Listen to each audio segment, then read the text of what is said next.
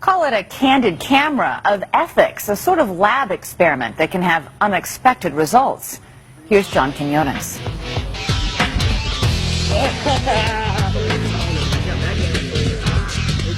Three teenage boys looking for trouble, big trouble. Looks like you overshot the trash can, Zach. Within moments, they surround someone's car, and they're trying to break in. You break in? I think I almost got it, dude. You almost got it? Yeah. And now they spray paint the car with graffiti. This man who's driving by has seen enough. Hey, got your car? What? Got your car? You can. You're up somebody else's car? I guess I'll call the police then. A friend of the man arrives and makes the call to 911. The cops will take care of you. Okay. It's a nice facility for you guys. Yeah. You'll log 3 squares a day, buddy. But the police are not coming, and these teenage vandals are not going to jail. They're actors. The car and the hidden cameras belong to us. We wanted to know if anyone would step in and try to stop a blatant act of vandalism in a suburban parking lot. But as you'll see, before our experiment is over, we'll get a lesson in human nature we could never have predicted. Our teenage vandals are loud and pretty brazen in broad daylight, yet people continue to walk right by. Do they think the boys are trashing their own car?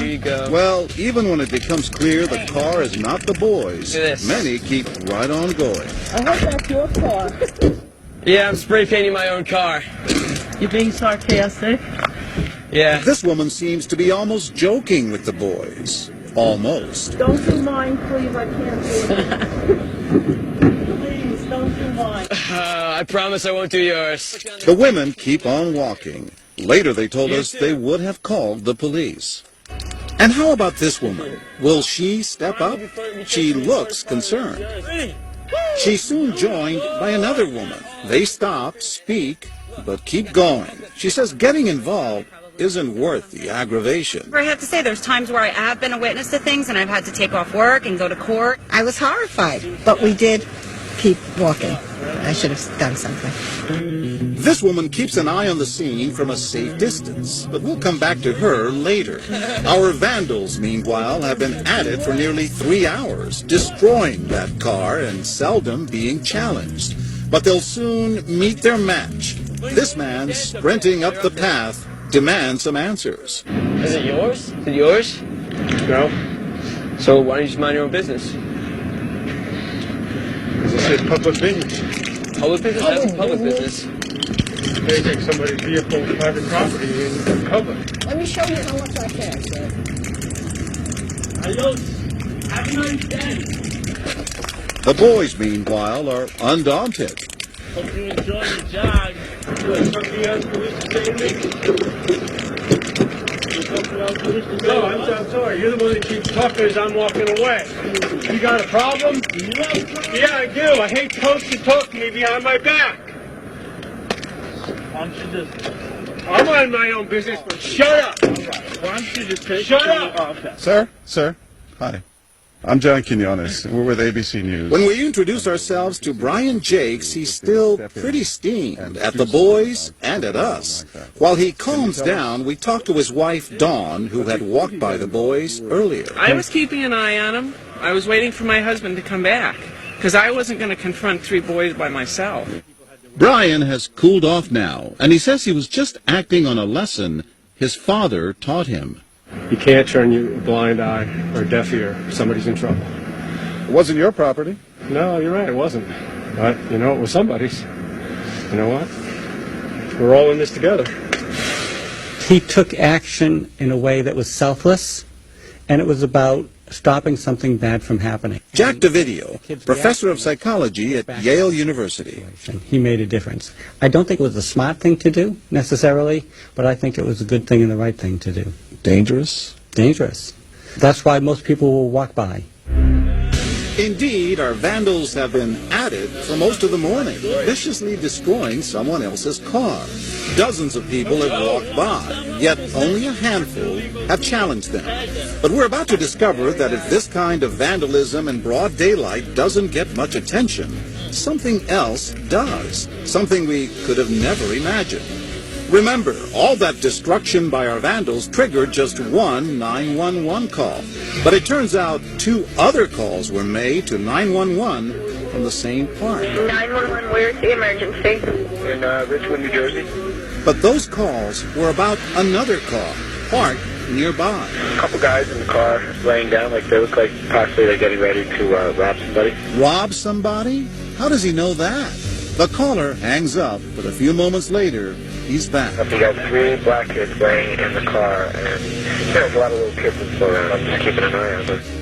In fact, the young people in the car are just sleeping. They also just happen to be black. Whether it's because of the media, because of history, we as Americans have an association of blacks with crime. Both blacks and whites have that association of blacks with crime. It doesn't make sense. You call the cops on sleeping kids and not the vandals. There's nothing rational. But if we have the associations of blacks with crime, we see what we expect. And even if they're sleeping, we can make that into a potential criminal act. If that had been white kids sleeping, then they'd be white kids sleeping.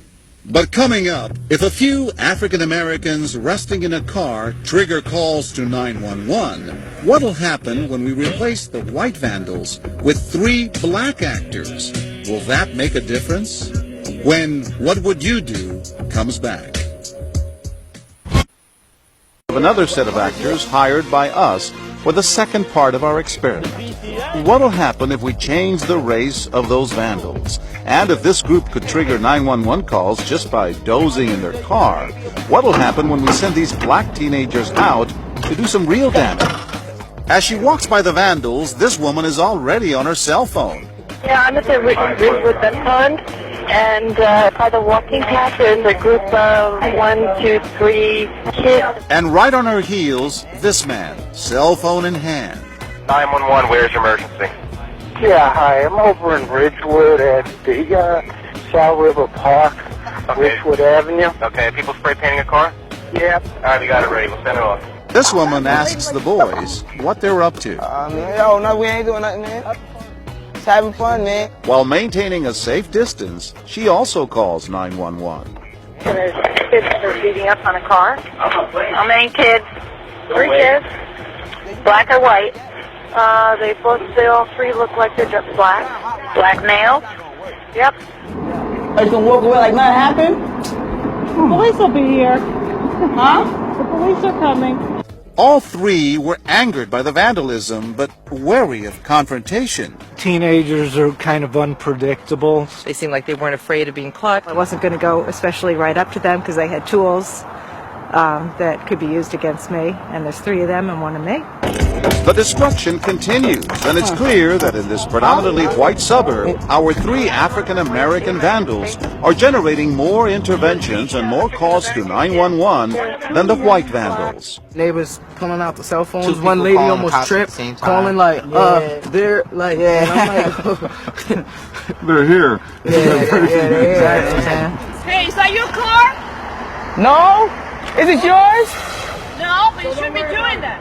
I felt outraged. How dare you come to our backyard and do something like that in the middle of the day in front of our kids? I don't care where you're from. I don't care what color you are. You're doing something illegal. And so immediately I decided to call the police. Ridgewood Police, can I help you? Yes, hi. There's actually 3 kids in the park, and they're vandalizing a car. They're actually painting the car, and they're trying to break in the door right now. My husband was right to say that, what if those kids had a gun? And at that moment, honestly, I didn't think about that. The way I am, if I see something, I do something right away. What I found fascinating is that she defined that situation as her backyard. suddenly it becomes us against them. It was clear then that these people are outsiders, and they don't belong here, and they don't belong here doing the things that they're doing. This is not your car? No. You have to stop. Why? It's illegal. Okay. It is? Yeah, somebody's going to call the cops. This conversation lasts 4 minutes, and this woman even gives the boys her name. What's your name? Kim? Which they promptly paint on the car. Now Kim? We said that you did it. Let me see. Now we're going to call the cops on you. So what difference did it make when we changed the vandals' race? A total of 10 calls to 911 compared to 1 call when the vandals were white. And more people stepped in. They probably recognize that there's vandalism going on more because these kids are black, because of the associations, the expectations, the stereotypes they have, and the fact that these kids are from a different neighborhood. By intervening or calling 911 on the black vandals, people are doing the right thing. But the white vandals were more likely to get a pass. Obviously, what you guys were doing was wrong, and what the white kids were doing was wrong. But the reaction was not the same. That's not the same. You know, they say, you know, treat people equally, but, you know, as you see, you know, it's really still going on, you know. There's many different types of racism. We asked those who intervened, would you have acted any differently if the boys had been white? I think I would have done the same thing. Maybe I would have stopped them sooner. I did notice they were African American young boys who were in a white neighborhood, but if they had been white kids, I mean, we would have done exactly the same. I might have done it quicker. I probably hesitated because they were black. I don't like to assume that 3 black kids are up to trouble. But the response to their vandalism isn't what these young men will remember most about this experience. They'll remember that while the white actors were busy laying waste to that car, there were 2 911 calls reporting suspicious African Americans asleep in their car. The people in that car were actor Justin Chandler's family. These kids are destroying this car and trying to break in. They're not even worried about it. Meanwhile, they worried about Justin's family over sleeping in the while being black. It was wrong. I mean, here we are breaking into a car, and there they are sleeping. You know. I actually wasn't even shocked. I was just sort of offended. Tells me that there's still racism out here, and people are frightened by people color their skin. Your message to folks? It'd be a better world if we could stop racism. I don't know if that's going to happen because it's such a big world, but you can help to stop. There's always someone that you know. Maybe this will help. Yeah, this will help. Maybe this could help. It'll take a real long time. But maybe this will make a difference. Hopefully, yeah. Hopefully. Guys,